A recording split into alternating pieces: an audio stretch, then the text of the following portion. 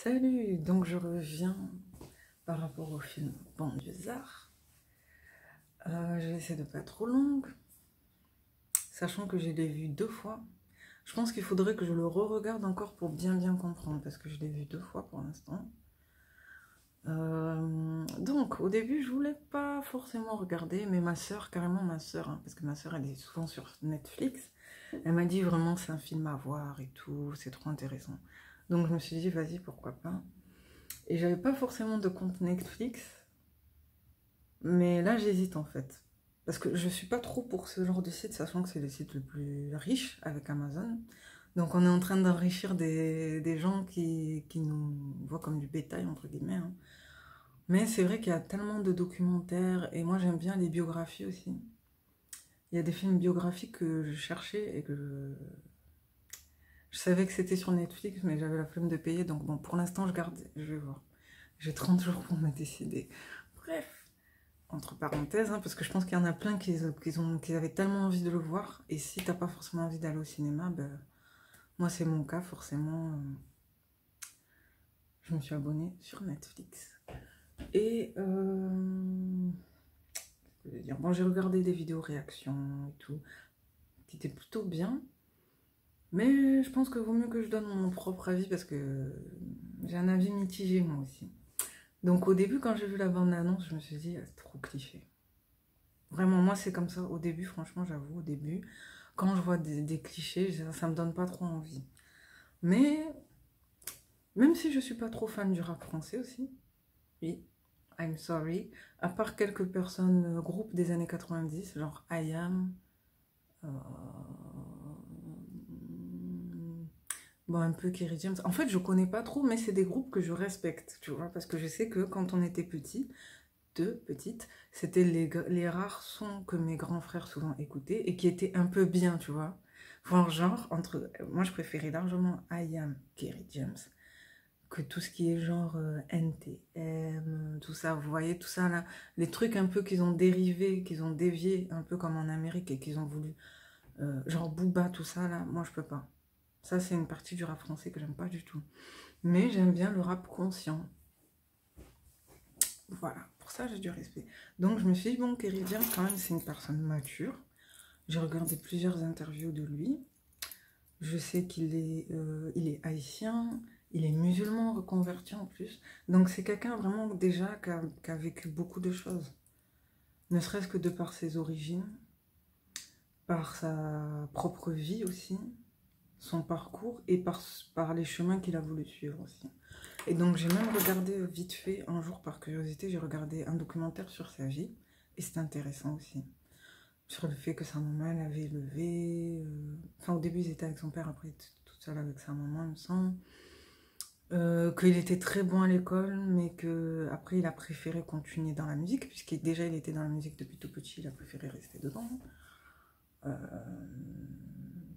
Après comme je connais pas trop, je vais pas trop m'aventurer dans son parcours, mais c'est quelqu'un, tu le sens, je veux pas dire qu'il a quelque chose à prouver, mais tu le sens qu'il a beaucoup de choses à dire, genre il a beaucoup de choses qu'il a vécues, et c'est plus fort que lui, hein, genre. Non, vraiment, c'est quelqu'un qui a une rage en lui, genre, c'est plus fort que lui, il peut pas s'empêcher de tout le temps donner son avis, mettre le point sur la table, en gros, dès qu'il y a une polémique, par exemple. Moi, ça m'a choqué quand j'ai vu, enfin, genre, ça m'a touché quand même quand j'ai vu qu'il a fait un clip pour l'histoire d'une femme, j'ai oublié comment elle s'appelle, une femme maghrébine qui a perdu son petit frère. Et son petit frère, en plus, il est mort bêtement, en fait. Genre, c'était un garçon qui était un peu trop hyperactif, je crois. Et même ça, elle avait conseillé, parce que j'avais vu dans Touche pas à ma poste, Touche pas à mon poste, pardon. Elle disait à tout le monde, mais aidez-nous s'il vous plaît, aidez-nous à, en gros, aider notre frère et tout, parce que sinon, un jour, il risque de faire une bêtise. Et donc, un jour, je crois, il avait mis un feu à une poubelle, bref. En fait, ces genres d'histoires-là, ça peut arriver à n'importe qui, on va pas se mentir. Pour ceux qui sont issus de familles de classe moyenne, encore plus pire, moi je suis issue de la classe moyenne, mais encore plus pire pour les gens qui vivent dans des banlieues, des ghettos, tout ça, on le sait. Il y a beaucoup de gens qui vivent, donc ils ont vécu et qui continuent à vivre des choses comme ça, malheureusement. Par exemple, nous ici sur Toulouse, c'est tout ce qui est la Reinerie, Bagatelle, en Palo, un peu bord de rouge aussi maintenant. Et moi, j'ai grandi au Mirail Basso Cambo, pour ceux qui connaissent. Donc, c'était un endroit, maintenant ça s'est dégradé, mais c'était un endroit vraiment où il y avait de tout. Il y avait des gens très riches, comme il y avait des gens moyens, comme il y avait des gens très bas aussi. Donc, moi, j'ai vu un peu de tout, mais je comprends, enfin, ces faits de société, là, ça peut arriver à n'importe qui. Et donc, c'est intéressant de voir que lui, il aide, genre, il aide et il permet à des histoires comme ça d'être médiatisées, d'être pris en considération, parce qu'il y en a des fois, dès qu'ils voient bandit, genre, dès qu'ils voient quelqu'un qui commettait des actes et tout, ils ont même pas envie d'analyser l'affaire, en fait. Parce que là, malheureusement, c'est un garçon qui a été tué injustement, genre, il s'est pris une balle dans le dos, un truc comme ça. Mais je ne vais pas trop rentrer dans les détails. Bref, donc c'est quelqu'un qui est engagé.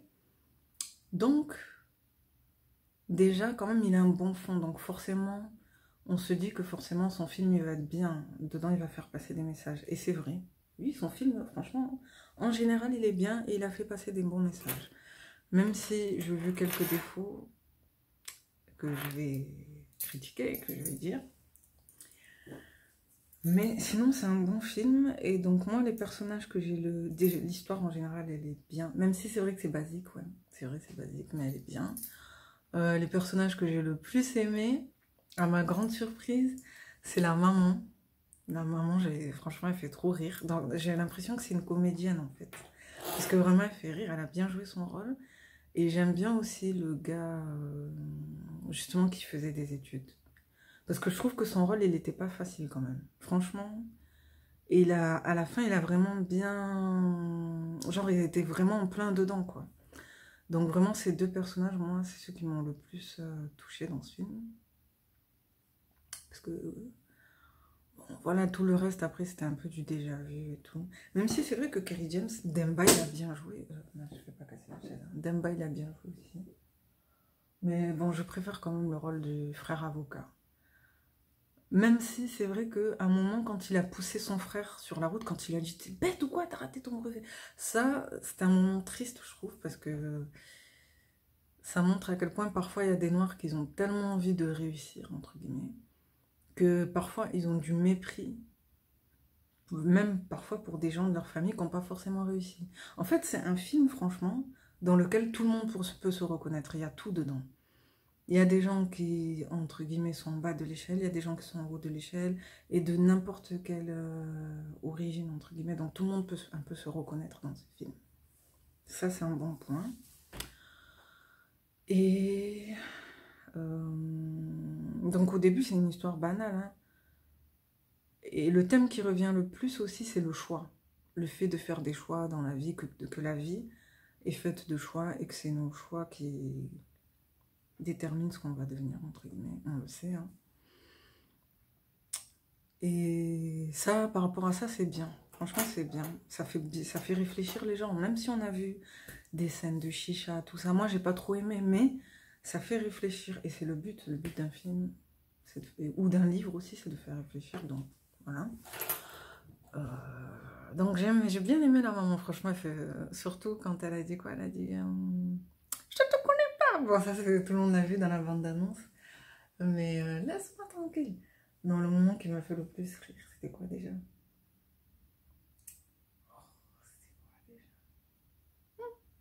Une fille qui va pouvoir aider votre bonne vieille maman. Hein? Genre quand elle faisait des mimiques comme ça, vraiment tu le voyais qu'elle était à fond dans son rôle, c'était pas mal. Et donc aussi l'avocat, je trouve qu'à la fin, vraiment, il a bien joué. Quand il a confronté la blonde, nanana, enfin la fille, la avocate, il a vraiment bien joué à la fin parce que c'était pas facile. Et donc, à la fin aussi, tu es mitigé parce que c'est soit tu te mets dans le camp, en gros, de la fille blonde qui était plutôt gauchiste, entre guillemets. Enfin, moi, j'aime pas dire ça parce que moi, je suis pas trop politique et tout, mais on peut dire ça. C'est vrai que c'était un peu comme une gauchiste, entre guillemets, qui disait que oui, que nous, c'est pas qu'on souffre pas, oui, on souffre, mais genre tout ce qu'on a tout entendu depuis des années, un peu comme Rokhaya Diallo. Quand on souffre, ah nanana, l'État nous néglige, nanana, nanana, c'est des choses qui sont vraies. Mais elle dit ça, elle dit ça, elle dit ça. En fait, elle dit que ça. sans réfléchir en fait. Elle fait juste des constatations. Et d'un autre côté, tu as l'avocat noir, là, le frère, qui lui analyse les choses et regarde vraiment les choses à la racine, quoi. Du fait que oui, c'est vrai, on part avec des handicaps, mais on a aussi le choix de suivre tel ou tel chemin. Je sais pas si vous voyez là où je veux en venir.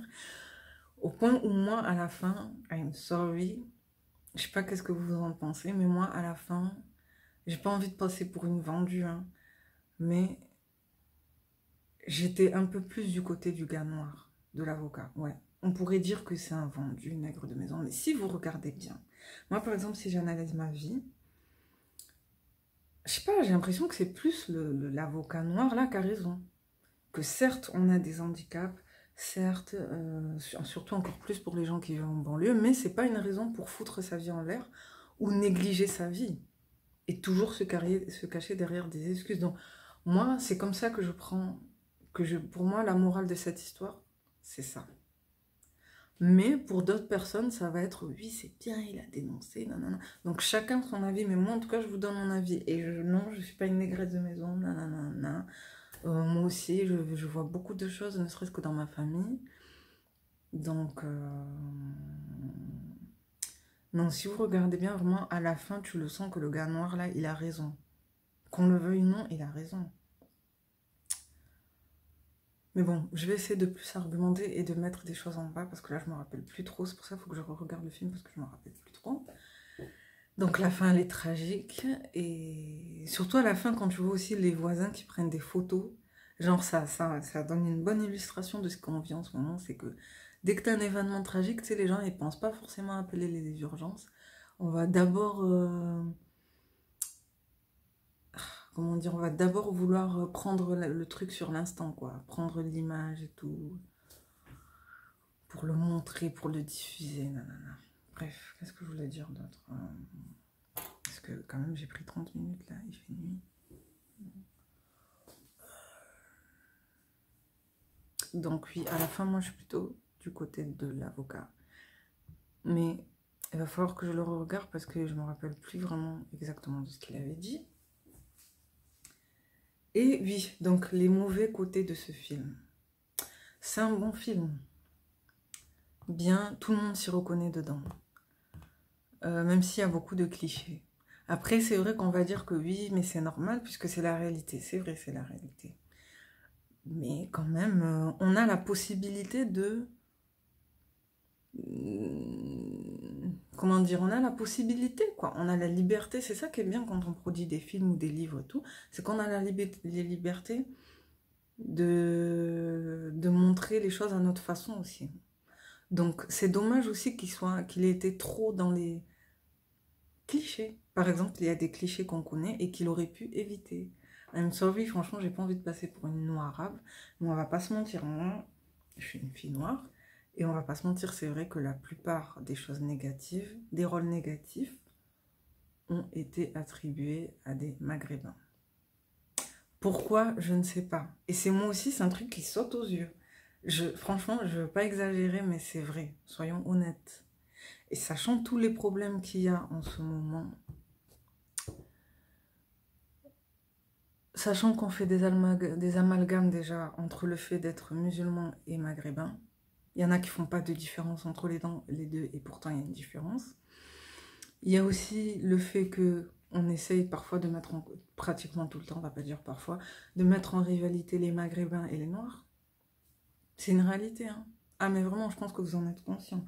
Au point où même dans les transports, la scène dans les transports, là, moi ça m'a touchée parce que franchement, en l'espace d'une semaine, qui ne vit pas ça? Qui prend une personne qui prend les transports? Moi, je prends tout le temps les transports, hein. Je dis pas que toutes les semaines, je vois des choses comme ça, hein, mais je vois souvent des choses comme ça. Soit avec des Français de souche, soit avec des Maghrébins, soit avec des Noirs. Enfin voilà, il y a toujours des malentendus comme ça, et ça fatigue. Et quand j'ai vu ça, je me suis dit, ouais, c'est vrai. Et ce qui était touchant aussi dans le film, c'est que quand le chauffeur, il lui a dit, ouais, arrêtez de mettre la musique, nanana, ils l'ont insulté. Mais dès que ça a été la maman noire qui leur a parlé, ils ont eu honte. Et ça, c'est une réalité aussi. Franchement, je défends pas les chauffeurs, hein. Moi, je vous dis, je suis tombée sur des chauffeurs qui étaient vraiment mauvais, mais à un point, mais sadique, quoi. On va pas se mentir, il y a des chauffeurs, hein, ils te voient y arriver parfois, ils peuvent te prendre et ils partent. Je pense que ça arrive à beaucoup de gens. Moi, ça m'est arrivé beaucoup de fois. Ou sinon, par exemple, un moment aussi, un jour, j'avais vu une femme noire qui était enceinte et le chauffeur, il lui a pas fermé la porte dessus. Et j'étais choquée. Et tellement elle a dit, ouais, c'est pas la première fois que vous refermez la porte sur moi alors que je suis une femme enceinte. C'est des choses qui arrivent. Donc, je défends pas les chauffeurs, mais ce qui est bien aussi, c'est qu'il a montré tout. Après, c'est vrai, je sais pas s'il a vraiment montré un cas de racisme de Français de souche, mais bon. Bon, bref, je reviens sur le fait qu'il a attribué trop de rôles négatifs aux Maghrébins. C'est une réalité. Au point où tu le sens que les acteurs, ils surjouent. Genre, tu vois quand quelqu'un joue normalement et quand il surjoue. Par exemple, la copine maghrébine de Mounungé, quelque chose comme ça, elle est trop, genre, elle surjoue grave. Elle fait un accent carrément pour une fille, elle a un accent, bon, il y a des filles qui sont comme ça, un garçon manqué, hein. Ouais, mais t'as vu, non, non, non, non. Enfin, je sais pas, c'est triste. Pourquoi être tout le temps dans les clichés? Au point où je crois la seule maghrébine qui a eu un rôle un peu bien, c'est la femme qui porte le turban et le voile comme ça, là. Que j'avais déjà vu d'ailleurs à la télé dans des interviews, j'ai oublié son nom, qui est institutrice, je crois, dans le film. C'est la seule qui a un bon rôle. Tous les autres, c'est en mode quartier, en mode dealer, en mode ouais, voilà, et qu'est-ce que t'as à faire la fille sensible, non, non. Bon, moi, franchement, quand j'ai vu ça, je me suis dit, bon, ok, t'as voulu faire un scénario, nanana, mais pareil, quand le garçon il se bat avec un arabe. Il aurait pu se battre avec un autre noir aussi. Tu vois, ça c'est un truc qu'on oublie, on a tendance à oublier que même parmi nous, chez les noirs aussi, on a des gens avec qui on s'entend pas forcément. Donc pourquoi directement montrer que les gens avec qui on a le plus de confrontation, c'est les Maghrébins? Certes, c'est vrai, il y a des concurrences par contre, on va pas se mentir, mais pas tout le temps. Pas tout le temps, non plus. On va pas exagérer. Donc par rapport à ça, moi j'avoue, j'étais un peu déçue parce que pour ceux qui comprennent toujours pas, imaginez que Jamel Debbouze, par exemple, fait un film. C'est possible, hein, je sais pas, moi, il y en a plein hein, aussi. Hein, chez les Maghrébins qui peuvent décider de faire un film et qui décident que dedans, les Noirs, ils seront tous stéréotypés. Et ils auront tous des rôles exagérés. Ça va pas vous vexer?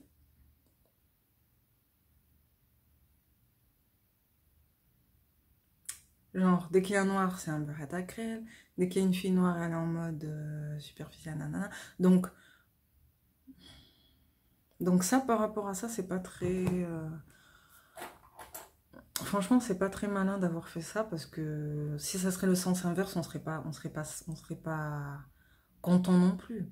Donc, faut comprendre que les gens quand même ont trouvé que pour une fois que quelqu'un a la possibilité de faire passer des messages et de casser des préjugés, ça aurait été bien aussi de montrer du bien et du mauvais parmi toutes les communautés, que ce soit chez les blancs, chez les noirs et chez les arabes.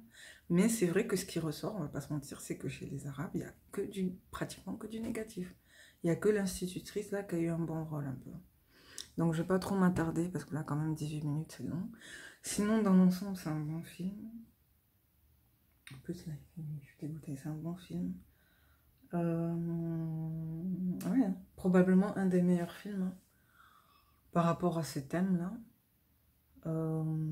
qui est vraiment en adéquation avec ce qu'on est en train de vivre en ce moment. Même si c'est vrai qu'il y a tellement de sujets, mais bon, c'est pas grave. C'est pas grave, c'est pas grave. Oui, c'est vrai, il y en a qui ont dit que pour une fois, il aurait peut-être dû aborder un autre sujet. Je sais pas, franchement. C'est vrai que on aurait pu parler aussi.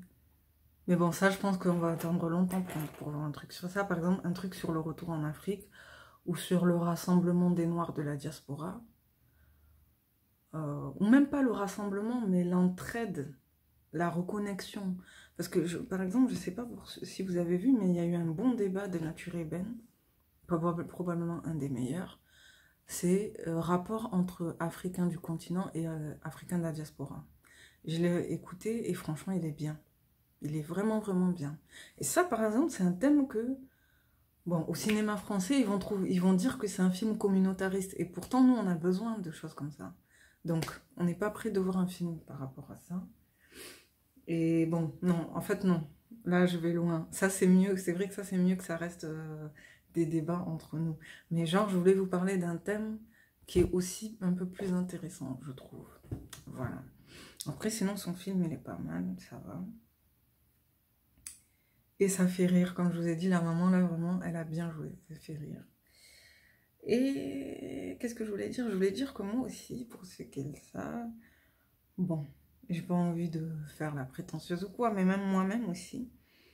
Bon, là, pour l'instant, j'ai pas forcément les moyens, mais je me disais aussi que peut-être d'ici 4-5 ans, si j'arrive à faire mon voyage, là, de repartir dans un pays en Afrique, m'installer, tout ça, déjà, j'aimerais bien commencer à écrire un livre biographique, oui, une autobiographie. Je l'avais dit dans une vidéo comme ça, quand j'avais eu le décès, on avait eu le décès du bébé, que franchement, moi, j'ai vécu tellement de choses dans ma vie.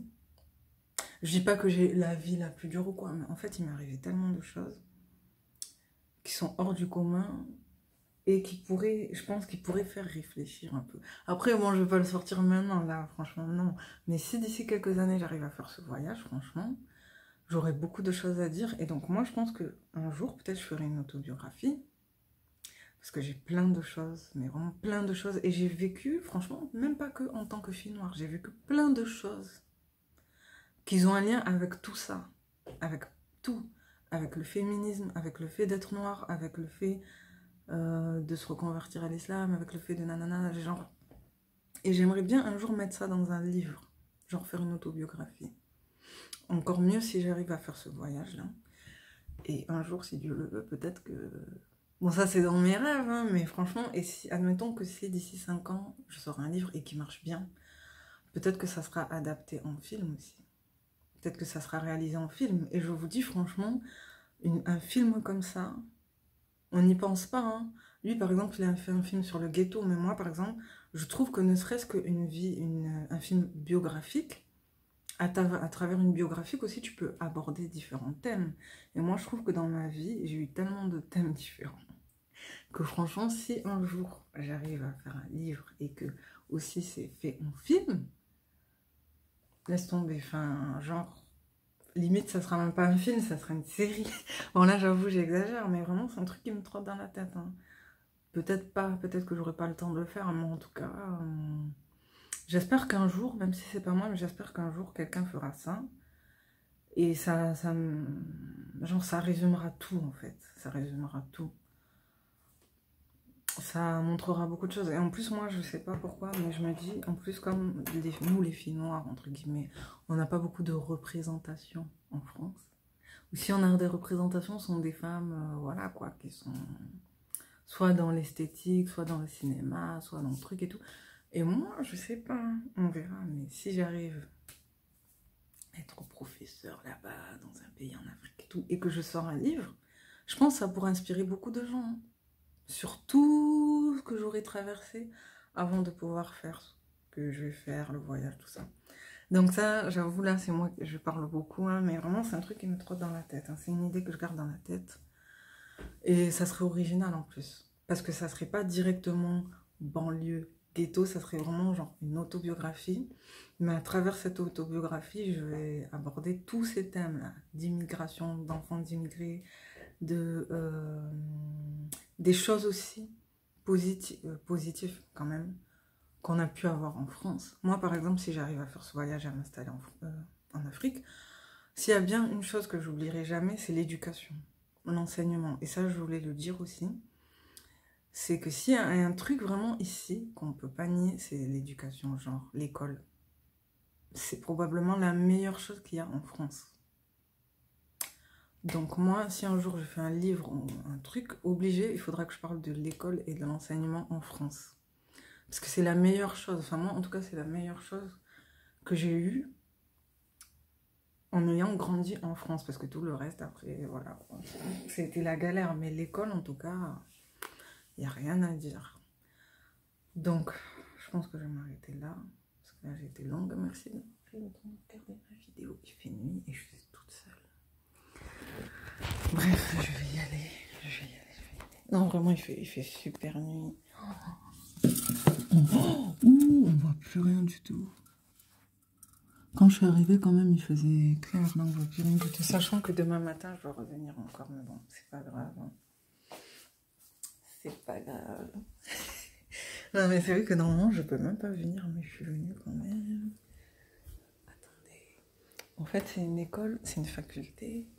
Des fois, on dirait une maison, une sorte de maison hantée. Pas une maison hantée, mais genre, tu te croirais dans une école de scientifiques ou je sais pas quoi. Enfin, il y a de tout ici. Il y a des infirmiers, des scientifiques, des anthropologues, des étudiants. Il y a de tout. Donc, je vais m'arrêter là. Par exemple, là, ici, c'est Institut de vieillissement. Du vieillissement. Bon, bref, je vais m'arrêter là. Je vais m'arrêter là. J'exagère, je sais même pas quel but je vais prendre. Merci d'avoir pris le temps de regarder ma vidéo. Ciao, passez une bonne soirée.